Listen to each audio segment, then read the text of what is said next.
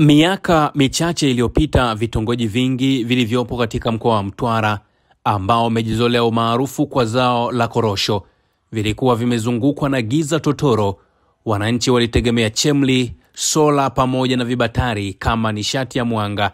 Lakini leo hali ni tofauti baada ya wakala wa nishati vijijini REA kufikisha umeme katika zaidi ya vitongoji 2354 kati ya vitongoji 3421 vya mkoa huo, na kazi inaendelea katika maeneo yaliyosalia. Akizungumza Oktoba 18 mwaka 2025 wilayani Newala, msimamizi wa miradi ya REA mkoani Mtwara, mhandisi Daniel Limwandupe, amesema miradi hiyo ni sehemu ya mpango wa serikali wa kuhakikisha kila Mtanzania anapata huduma ya umeme kwa gharama nafuu, ambapo kwa sasa wanaendelea kutekeleza miradi mikubwa miwili yenye thamani ya shilingi bilioni 73.5 inayohusisha usambazaji wa umeme katika vitongoji 611 kati ya 1067 vilivyosalia. Na wakala wa nishati vijijini REA kupitia miradi mbalimbali umefanikiwa kufikisha umeme katika vijiji vyote 785 vya mkoa wa Mtwara,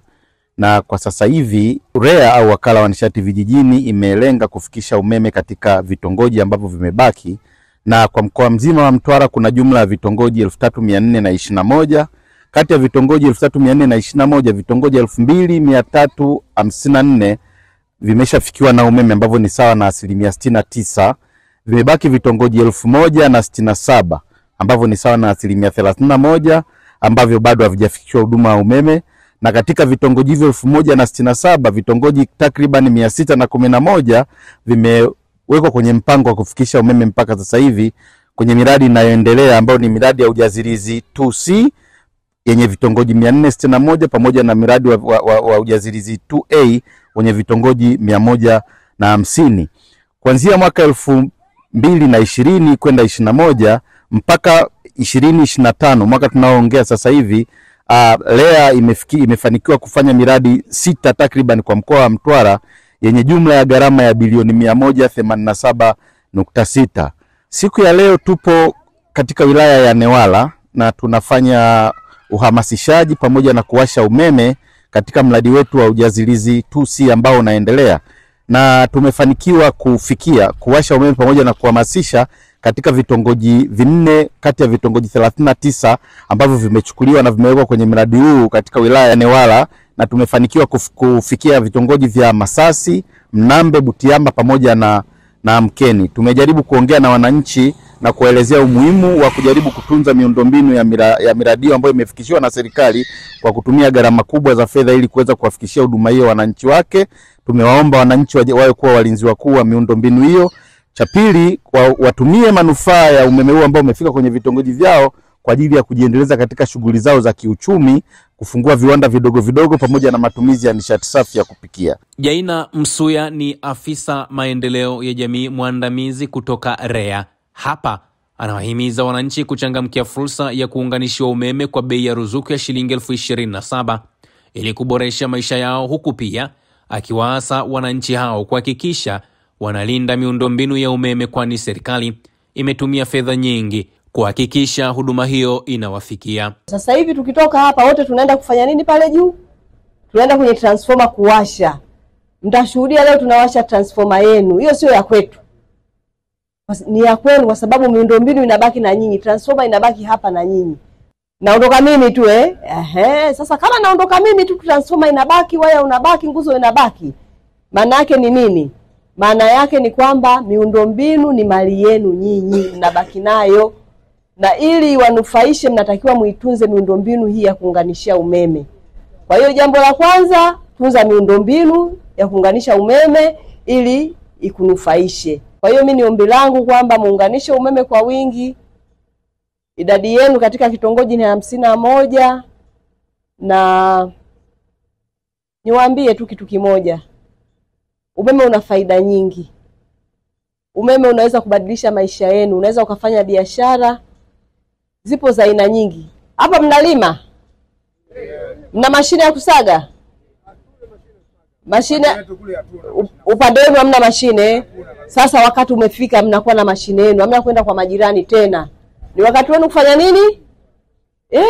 Uwekezaji. Hii miradi ni ya kiuchumi, ni miradi ya uwekezaji. Miradi ya umeme ni miradi ya kuwezesha wananchi kiuchumi na kiuwekezaji.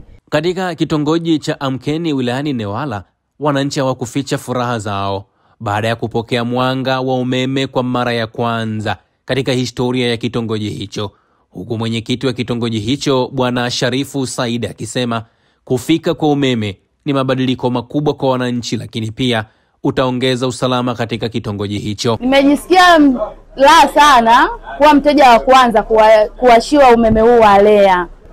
Sasa tunaweza kunywa vinywaji baridi. Wateja wangu watafurahia sana huduma yangu, kupata vinywaji vilivyopoa, kwa maana wameteseka kwa muda mrefu sana kunywa vinywaji ambavyo havijapoa. Namshukuru Mungu vilikuwa vinatoka kinguvu hivyo, ila kwa sasa hivi naamini hata biashara itachangamka. Tumeupata umeme, tutautumia vizuri. Ni tofauti na sola. Sola kwa kweli, sola mimi niliweka tu kama taa. Sikuwa natumia kupozesha vinywaji. Ni kwa ajili tu ya taa, japokuwa nayo kuna muda ilikuwa inazima, inawaka, changamoto kama hizo. Ila kwa sasa kwa kuwa tumeupata umeme, nadhani tutautumia vizuri na kutakuwa na shida yoyote. Mimi nawashauri wana kitongoji wenzangu waweze kulipia mapema ili na wao wapate huduma ya umeme, wapate kunufaika kama mimi. Namshukuru ni sana. Nimefurahi sana tu kupata mwanga katika eneo letu hili la Mkeni.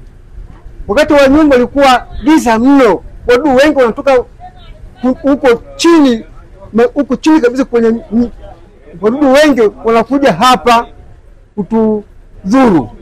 Kwa kweli nashukuru serikali ya Tanzania na wafanyakazi wote, pia pamoja na rais wetu Mheshimiwa Samia Suluhu Hassan kutuletea umeme katika kitongoji chetu hiki. Matarajio ambayo tunatarajia kuyapata baada ya kupata umeme, ina maana wale vijana ambao walikimbilia mjini sasa hivi watarudi huku kupata fursa za kuchomelea, wale mafundi umeme, magari, pamoja na watu wengine ambao walikuwa wanakuja nikiwa sehemu yao kama ni ya matukio ya wizi. Sasa hivi kwa kuwa mwanga tumeshapata, maana yake itatusaidia sasa hivi.